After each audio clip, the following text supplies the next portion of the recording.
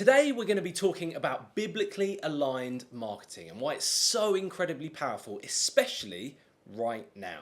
And my hope for you by the end of this video is that you stop viewing your marketing as something yucky, something that leaves you feeling conflicted with your faith, and instead that this video will allow you to lean into and embrace your marketing, even enjoy your marketing, so that your venture can prosper for the glory of the kingdom. Let's set the context to kick off. Now, I'm hearing Christian entrepreneurs say things like, I want my marketing to be ethical and aligned with my faith.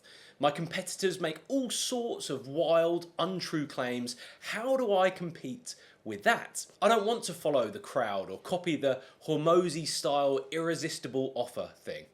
Now, to pick up on that last point, I'm not sure if you've come across Alex Hormozy and his content on irresistible offers, but the whole premise is that if you can make your offer so compelling, so irresistible, that's when doors will open for you. And I will say that there's nothing inherently wrong with crafting a strong offer. It's, of course, wise to think intentionally about how you present and package your services. But what we've seen over the past few years, because of Alex Hormozy predominantly, is a drift towards overpromising, overinflating and selling upside with zero risk.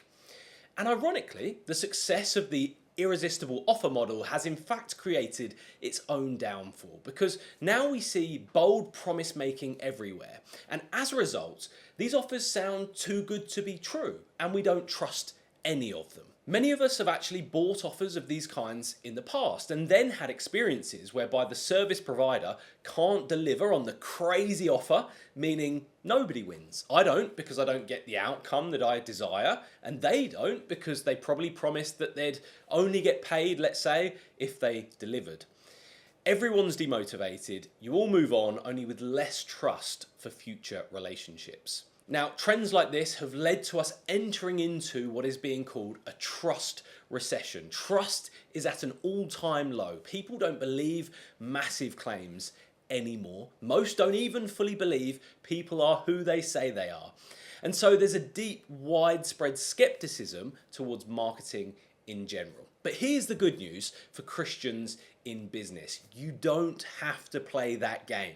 You don't have to exaggerate, you don't have to manipulate, and you certainly don't need to mimic the marketplace just to survive. We're called to be salt and light, set apart. And I actually believe the trust recession is a huge opportunity for kingdom-minded entrepreneurs, because when trust is low, the businesses that lead with truth, authenticity, humility, and grounded promises immediately stand apart.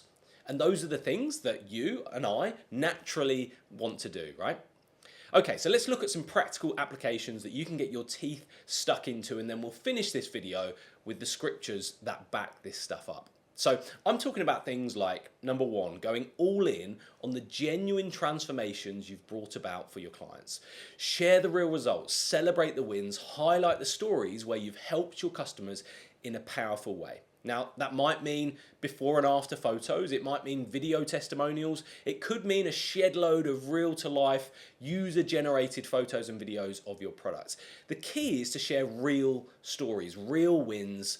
Don't overinflate, but do talk about the powerful outcomes you've been able to help your audience achieve. Now, we tend to leave reviews as a bit of an afterthought, but I'm encouraging you to make them a central part of your strategy. You've done the hard work, now leverage these results and get them out there. And by the way, this isn't boastful, unless that's what you decide to make it, right? But instead, it's spreading the message so that you can help more people achieve powerful results. You can think of it in a similar way to the Great Commission, that we're called to go and make disciples, go and spread the good news. After all, we've been given the gift of salvation, and that's something we're instructed to share with others. Likewise, in your solution, product, or offering, you have something powerful to help people. So let's tell people about that in the right way. Number two, create long-form content just like this video. Now, at the time of recording, I have 66 subscribers on YouTube, and I'm grateful for every single one of you. But it's pretty humble beginnings, right? But here's the thing. People who book calls with me almost always tell me that they watch at least one YouTube video first. Why? Because Time builds trust. If we spend 10, 15 minutes together here and maybe again in another video, you'll naturally develop a sense of who I am, what I believe, and how I think. Number 3, share insights, ideas, and solutions consistently. Give people real value consistently. Show them that you're not popping up today and gone tomorrow, that you're serious and in it for the long haul. And build connection through speaking directly to the problems your audience is wrestling with. When you do this faithfully, sharing information truthfully and responsibly, your audience begin to see you as someone who truly understands them. And number 4, just as an idea to build on that content that you're going to be creating, don't be afraid to hit live on Instagram or LinkedIn. There's an authenticity about going live with all of the imperfections that come along with it that makes the live format absolute gold for building that trust. And by the way, these ideas are for product-based businesses just as much as they are for service-based businesses. Product businesses have become more and more about the story behind the product, the founder who's launched the project. So just because the product isn't you, unlike say a coaching business like mine, that doesn't mean that you can't employ some of these same ideas to generate trust and buy-in for your project.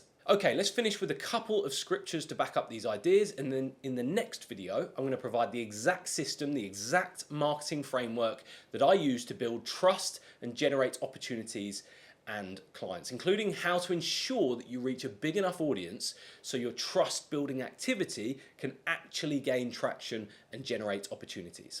It's based on what we've discussed here, but we're going to get much more specific so you've got a tangible framework to follow. Okay, so onto the scriptures. Number 1, Proverbs 12:22. The Lord detests lying lips, but he delights in people who are trustworthy. And secondly, Proverbs 11:1. The Lord detests dishonest scales, but accurate weights find favor with him.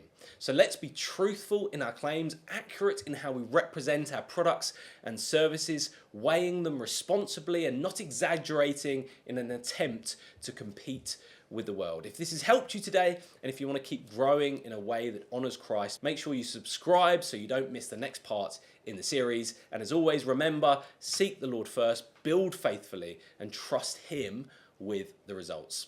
I'll see you on the next one.